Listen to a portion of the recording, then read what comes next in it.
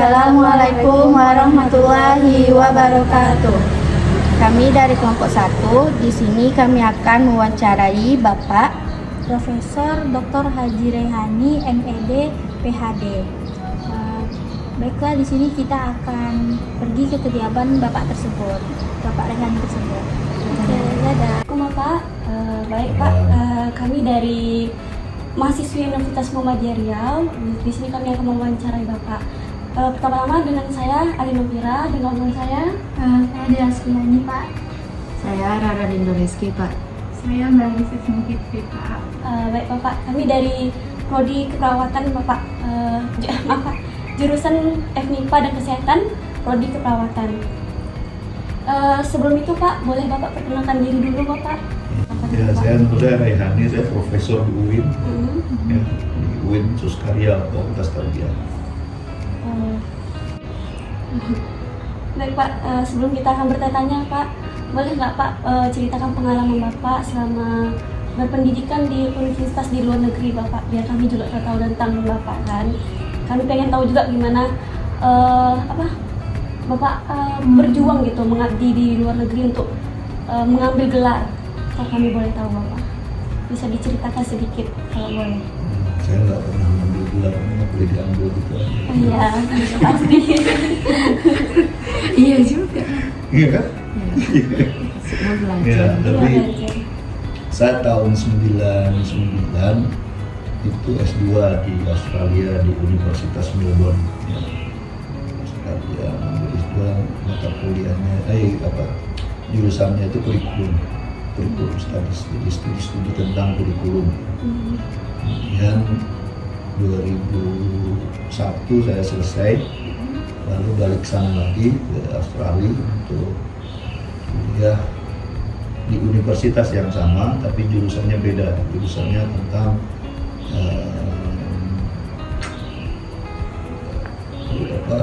leadership, kepemimpinan ya, kepemimpinan pendidikan sampai tahun 2006 pulang. Jadi itu cerita tentang studi di luar negeri.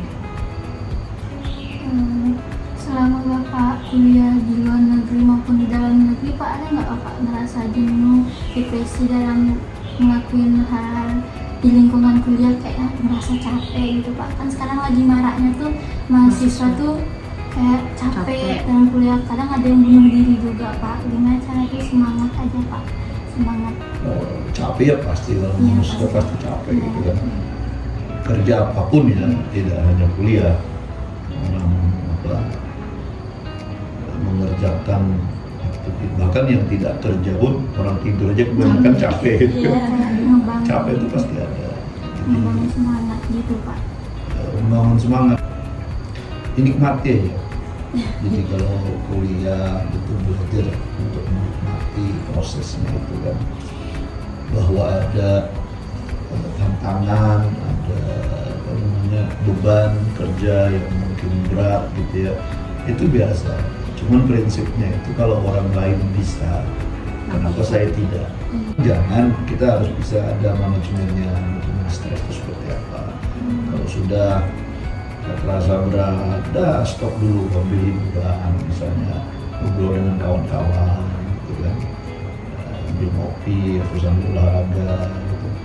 Itu akan mengurangi tingkat depresi atau stres itu. Ya.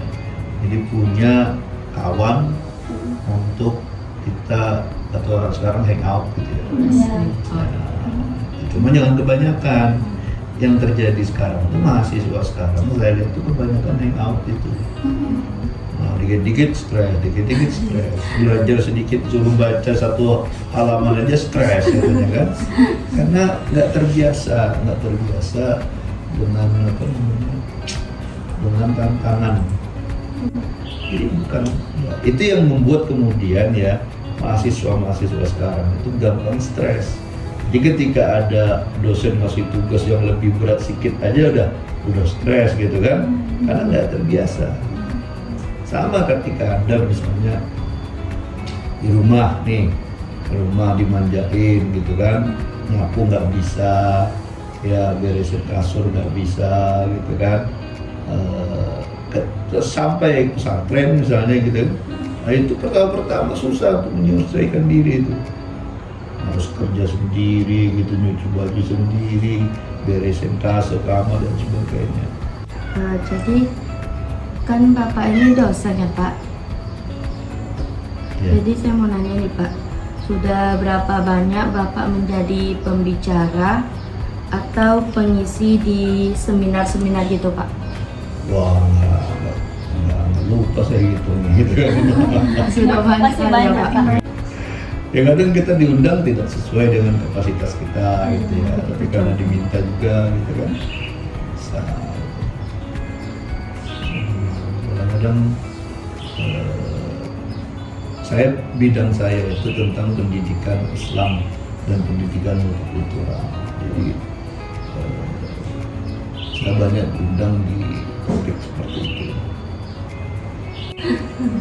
Kan Bapak seorang profesor nih kan Pak, mau tahu dong Pak, apa aja hasil dari penelitian Bapak selama menjadi profesor, dan apakah kedepannya masih ada rencana untuk melakukan penelitian lagi Pak? Seorang dosen itu kan dibebankan untuk harus selalu meneliti. Jadi kalau ke depan masih mau jadi dosen ya harus meneliti. Oh iya Pak, tadi Bapak bilang kan kita belajar bahasa asing nih kalau kita keluar negeri. Gimana tuh Bapak bisa lancar bahasa asing? Apakah Bapak mengikuti kursus atau Bapak otodidak atau gimana gitu? Saya bahasa asing pertama yang saya kuasai itu bahasa Arab. Bahasa Arab itu saya belajar dulu di kampung. Kampung saya kan di Kalimantan Selatan. Jadi belajar di kampung, ke rumah-rumah tuan guru itu belajar bahasa kitab kuning, bahasa Arab. 6 tahun saya belajar itu. Datang ke rumah gitu. Tapi bukan untuk belajar conversationnya, untuk belajar madrasah ya. Madrasah itu saya praktik ya dengan kawan-kawan, dengan orang-orang Arab gitu kan. Itu bahasa asing pertama. Bahasa asing kedua itu bahasa Inggris. Bahasa Inggris karena saya mau keluar negeri kan, pengen kuliah keluar negeri tentu harus belajar bahasa Inggris. Nah saya belajar sendiri dulu. Otodidak ya Pak. Di rumah. Motivasi Bapak ke kuliah di luar negeri apa ya Pak? Maksudnya kan orang karena bahasa asing ini kan nggak kayak jadi takut gitu Pak. Karena bahasa asing sekarang kayak orang-orang sekarang kita nih merasa kaya gitu. Jadi kayak ada motivasi nggak Pak biar Bapak pergi ke sana ke luar negeri? Iya. Motivasinya Buat apa Bapak gitu? Buat menjadi kuku ke sana gitu. Semangat mau ke luar negerinya gitu. Ya lihat orang luar negeri, saya pengen keluar negeri. Kan gitu. Orang lain bisa, kenapa kita enggak? Iya. Jadi karena Bapak ngeliat orang lain keluar negeri itu, jadi Bapak juga kayak Ya, gitu. kan kawan-kawan saya dulu seangkatan dia banyak yang luar negeri gitu ya, ada yang ke Arab, ada yang ke Amerika gitu kan. Ada dosen saya dulu yang pulang dari Amerika tuh memotivasi terus lama seluruh negeri. Terkadang Pak ada kemauan tapi dihalang sama orang tua Pak. Gimana tuh, Pak? Udah ada orang tua yang larang. Ada sebagian Pak. Atau Ya karena ekonomi kan Iya. Pak. Ya saya dulu ekonomi juga nggak bisa. Kadang pemikiran orang tua itu masih awam kan Pak. Nanti di luar negeri anaknya nanti gaji berapa kan apa tujuannya kan untuk ilmu tapi orang tuanya mikirnya lain Aneh-aneh. Pak. Itu tinggal komunikasi aja. Komunikasi. Ada orang tua yang kalau sudah tahu apa yang diingin di luar negeri gitu kan, apalagi kemudian melihat apa kalau di luar negeri itu kalau kita kuliah dapat ilmu mendapat duit gitu. Kalau di Indonesia kita kuliah habis duit ilmunya belum tentu dapat. Orang yang stres itu orang yang menolak tekanan ya. Karena stres itu nggak bisa dihindari. Stres itu pasti datang, tekanan itu pasti datang. Lalu bagaimana kita beradaptasi dengan tekanan? Ayo Pak, sebelum penutupan ya Pak, satu kali pertanyaan lagi Pak. Boleh nggak Pak? Penutupan dengan alhamdulillah kan ya? Iya Pak, kita ada poin terakhir Pak. Apa namanya tip and triknya Pak, biar mahasiswa seperti kami yang pendidikan ini bisa sukses dengan cita-cita kami yang kami pilih ini Pak? Gimana sih Pak triknya gitu? Pertama itu disiplin. Tidak ada kesuksesan tanpa disiplin. Disiplin waktu, disiplin melaksanakan tugas, gitu ya. Disiplin ibadah itu pasti. Kalau tidak disiplin itu tidak akan bisa sukses. Kalau sukses pun suksesnya kamuflase, karbitan. Kita tuh punya kemauan nggak untuk belajar. Kalau kita punya kemauan untuk belajar tuh pasti semua gampang. Untuk masuk jam 7, masuk jam 8 gitu kan, itu bisa. Jadi kalau kemauan kita lemah gitu, tergoda sedikit aja oleh ini udah tidak kuliah gitu, nggak bisa. Contoh kemarin misalnya pagi-pagi mau hujan, saya udah berpikir nih pagi mau hujan cepatlah berangkat, nanti macet di jalan gitu kan. Kalau itu kemauan, itu disiplin. Mahasiswa yang terbiasa nggak disiplin, gimana? Itu hari mau hujan, tunggulah dulu katanya kan. Jangan lama gitu pembahasan. WA ke dosen, Pak, hujan. Penyakit ketidakdisiplinan itu cepat menular ya. Menularkan disiplin itu susah. Tapi menularkan ketidakdisiplinan itu sebentar ya. Semua kena. Itu yang pertama. Jadi kuncinya itu disiplin. Yang kedua, punya prinsip. Tadi prinsip orang bisa kenapa saya enggak. Artinya kita harus melihat orang yang lebih baik dari kita terus. Jangan melihat ke bawah. Si itu mah santai aja, ngapain saya sibuk-sibuk gitu kan. Atau lihat ke bawah namanya. Kita harus melihat orang yang rajin. Jadi iri dalam agama itu yang dibolehkan tuh iri terhadap orang yang berilmu, iri terhadap orang yang punya akhlak bagus, iri terhadap orang yang beribadah banyak. Jangan melihat orang yang santai, kelihatan aja enak gitu, tapi ujungnya gabut. Gabut. Nah, yang ketiga tentu ya menempuh cara orang bisa itu. Kan orang bisa itu kan ada jalannya tuh, ikutin jalannya.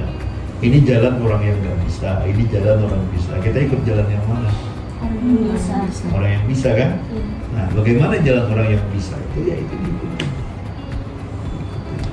Tentu tidak sama semua, masing-masing orang kan beda-beda tentang cara belajarnya beda-beda. Tentu tidak sama. Kalau saya belajar misalnya harus pakai lampu terang gitu atau pakai musik misalnya gitu kan, baru bisa masuk gitu. Nah, tentu tidak semuanya seperti itu. Jadi cara orang yang bisa tadi itu kita pelajari, lalu kita adopsi mana yang kita bisa. Nah, yang terakhir tentu ya dari aspek agama ya, aspek agama yang harus kita lakukan. Aspek agama itu termasuk gimana kita berdoa dengan Tuhan. Ya. Kemudian yang kedua aspek agama ini orang tua penting sekali. Ya. Jadi doa orang tua, doa ibu itu penting. Keberkahannya, sukses yang berkah itu sukses yang kemudian membawa banyak manfaat kepada diri sendiri dan orang lain. Kalau kita sukses tapi sukses sendiri aja, orang lain nggak dapat manfaat dari kita, sukses itu walaupun secara penglihatan kasat mata itu mungkin ya sukses misalnya, tapi kalau dari aspek agama gitu kan berbagi nggak bisa gitu misalnya. Jadi salah satu ciri dari keberkahan orang sukses itu adalah berbagi ilmu. Baik Bapak, kita sudah banyak kita wawancari Bapak ya Kak. Untuk minta waktu Pak, terima kasih sudah mau meluangkan waktu Bapak untuk kami wawancarai. Terima kasih untuk motivasi Bapak. Semoga motivasi Bapak ini bisa bermanfaat untuk kami semua mahasiswa di universitas kami Pak.